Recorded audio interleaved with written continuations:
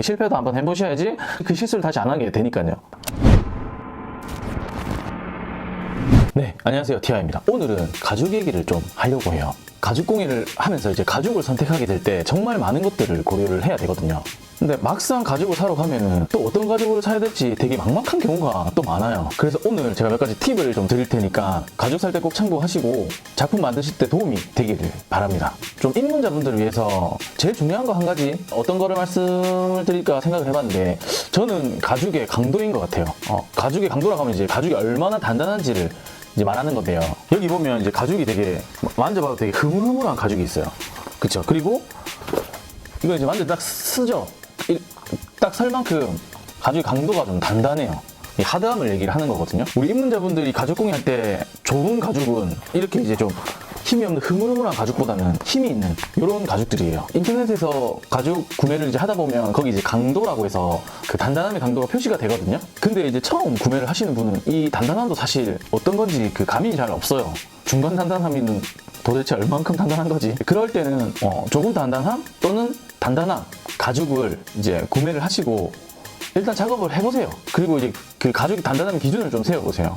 지금 워낙 백지 상태라서 이 방법밖에 없어요. 경험해보는 거. 하지만 가죽이 단단하다고 해서 다 좋은 건 또 아닙니다. 가방 제작할 때는 이제 파이핑 기법이라고 해서 이제 만들어서 뒤집는 가방이 있거든요. 이런 가방은 하드한 가죽은 또 안 어울려요. 무리하게 뒤집다 보면 이제 가죽이 갈라지거나 찢어지는 현상이 발생을 하거든요.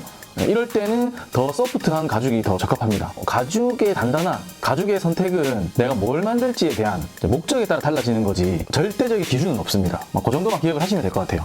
가축의 가죽은 바로 사용을 할 수가 없습니다. 왜냐면 막 털 이런 것도 있죠. 그리고 이제 표피라는 이제 피부가 있기 때문이에요. 그래서 아주 중요한 무드질이라는 과정을 거치게 됩니다. 우리가 이 무드질에 대해서 정확하게 알 필요는 사실 없어요. 우리가 무드질 할 게 아니라면요. 하지만 이제 한 가지 기억해야 될 건 있는데 이 무드질을 통해서 그 유명한 이제 베지테이블 가죽이냐 또는 크롬 가죽이냐가 결정이 됩니다.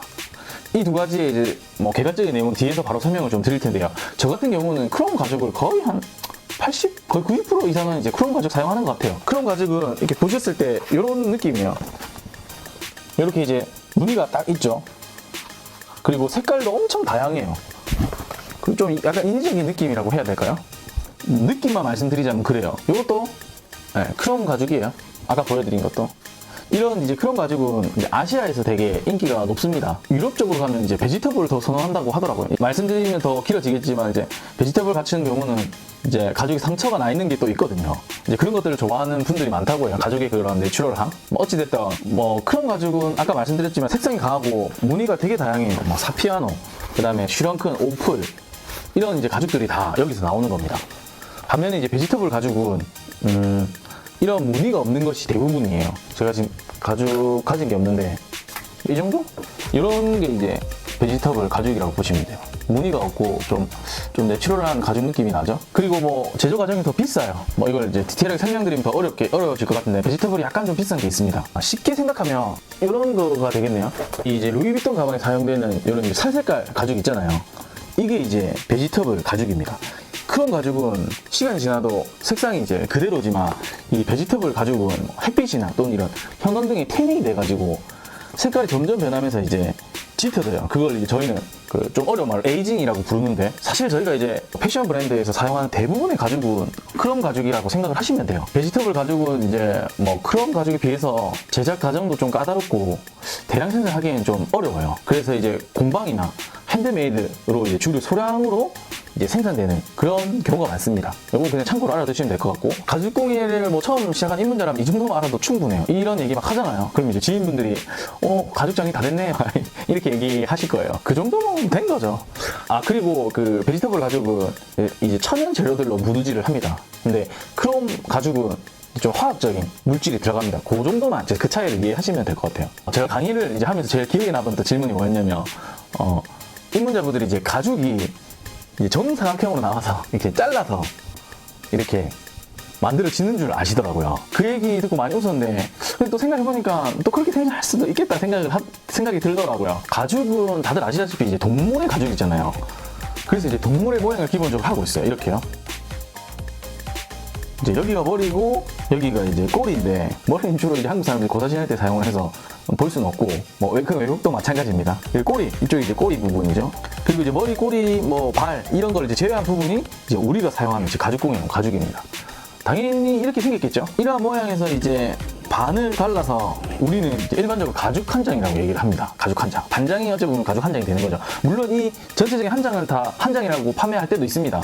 근데 일반적으로는 요거를 이제 반장이 한 장이라고 생각을 하시면 되고, 통상적으로 그렇게 얘기를 한다는 거예요. 근데 이 가죽도 이 부위에 따라서 이제 등급이 나네요.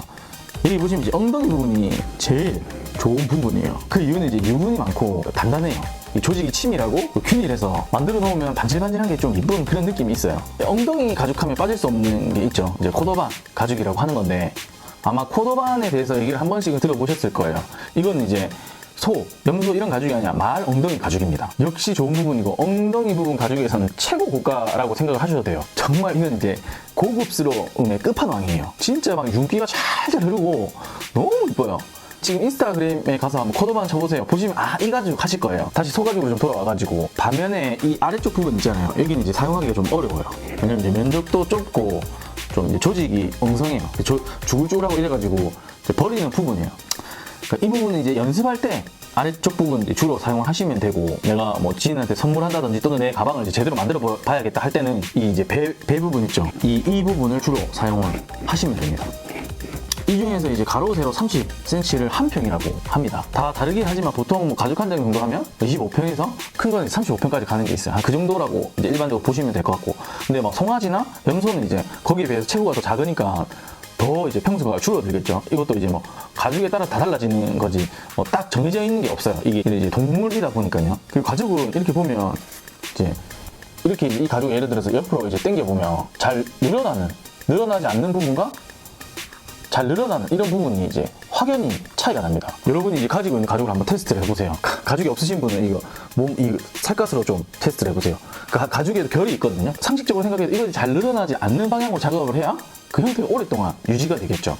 이것도 뭐 목적에 따라 달라요. 전부 다 이렇게 안 늘어나는 방향으로 작업하는 것도 아니고, 신발 같은 경우는 오히려 이제 늘어나는 쪽으로 작업을 합니다. 그건 이제 내가 만든 작품에 따라서 너무 복잡하죠. 근데 이걸 지금 기억하려고 하진 마시고, 여러분들은 그냥 잘 안 늘어나는 방향으로 해야지 그 형태가 오래 유지된다. 그리고 가죽을 당겨보는 습관, 이런 것만 있으셔도 됩니다. 지금 아시겠죠? 하지만 이제 요즘에는 좋은 보강제가 많이 나와가지고요. 이런 이제 가죽의 단점들을 좀 보완을 할 수가 있어요. 하지만 처음부터 보강제를 막 쓰는 건 좀 어렵거든요. 그러니까 최대한의 가죽 성질을 이용해서 작업하시는 걸 좀 추천을 드릴게요. 그래도 좀 애매하다 싶으잖아요. 그래도 내가 좋은 가죽, 아닌 가죽 좀 구별이 어렵다고 하시면 그 공방 사장, 그 가죽을 사러 간 그 사장님께 싼 것과 비싼 것을 같이 보여달라고 하세요. 그리고 이제 그거를 비교를 해보세요. 분명히 거기서 차이가 있어요. 뭐 윤기라든지, 내가 가죽 공예를 잘 못했다고 하더라도 이게 왠지 다른 느낌이 있을 거예요. 그 공방 사장님이 사기를 치지 않는다면요. 그러면 거기서 이제 더 좋은 걸 사시거나, 저는 이런 주의예요. 일단 두 개를 다 사보시고 작업을 해보세요. 내가 작업하면서 별 차이를 못 느낄 수도 있거든요. 근데 일단은 뭐 두 개를 사보시고 작업을 한번 해보세요. 처음부터 좋은 가죽을 사겠다고 시간을 보내면서 가죽 그 작업하는 시간이 딜레이 되는 것보다 그 시간에는 두 개를 같이 사서 빨리 만들어 보는 게 저는 더 좋다고 생각을 합니다. 실제로 작업을 하시면서 그 차이점을 통해서 이제 배우는 게 분명히 있거든요. 그러면 그 뒤에 더 좋은 가죽을 살 수가 있는 거예요. 이게 제일 정확한 방법 같아요. 이것저것 다 써보는 거. 실패도 한번 해보셔야지 그 실수를 다시 안 하게 되니까요. 그러면서 경험치가 쌓이는 거겠죠. 자, 가죽 관련돼서 할 얘기는 정말 많지만, 오늘 이제 처음 시작하시는 입문자분들 또는 이제 가죽 선택에 좀 고민을 하시는 분들을 위해서 이번 컨텐츠를 만들어 봤습니다. 결론적으로 말씀드리면, 가죽은 내가 작품을 어떤 걸 만드느냐에 따라서 사게 되는 이제 종류가 다 달라집니다. 그렇지만 일반적으로 작업하기 편한 가죽은 분명히 있습니다. 그런 걸 이제 잘 고려를 처음부터 할 수는 없으니까 많이 사용을 해보시고, 여러분들이 경험치를 많이 쌓으시면 더 좋은 가죽을 구매를 하실 수가 있을 거예요. 자, 오늘은 여기까지 이제 가죽에 대해서 좀 포스팅을 했고요. 도움이 되셨다면 좋아요, 구독 부탁드리고, 오늘도 공예로운 생활 하시길 바랍니다. 감사합니다.